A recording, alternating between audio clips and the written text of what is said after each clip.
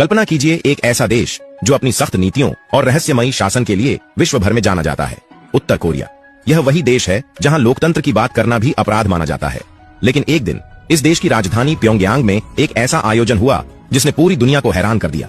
सड़कों पर सन्नाटा था, मगर एक विशेष सभागार में फूलों से सजी एक तस्वीर के सामने श्रद्धांजलि दी जा रही थी। यह तस्वीर थी भारत रत्न, संविधान निर्माता, समानता और मानवता के महान योद्धा डॉक्टर भीमराव अंबेडकर की। और सबसे चौंकाने वाली बात, इस समारोह में स्वयं उत्तर कोरिया के सर्वोच्च नेता किम जोंग उन उपस्थित थे। जय भीम दोस्तों। तो चलिए शुरू करते हैं। यह घटना इतिहास के पन्नों में स्वर्णिम अक्षरों में दर्ज हो चुकी है।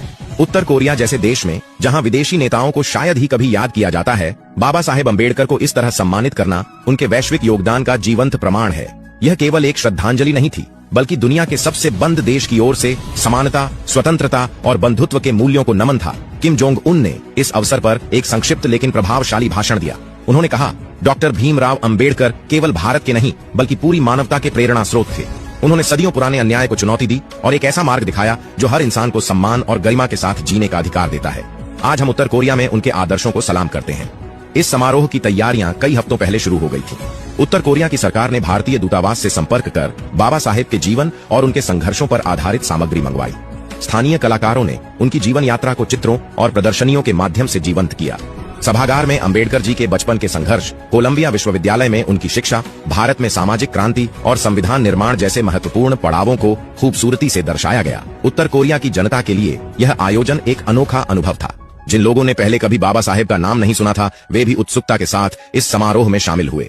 स्कूलों और विश्वविद्यालयों में विशेष व्याख्यान आयोजित किए गए, जहां छात्रों को बताया गया कि कैसे अंबेडकर जी ने न केवल भारत बल्कि पूरे विश्व के लिए समानता और मानवाधिकारों की मिसाल कायम की। इस आयोजन ने पूरी दुनिया को आश्चर्यचकित कर दिया।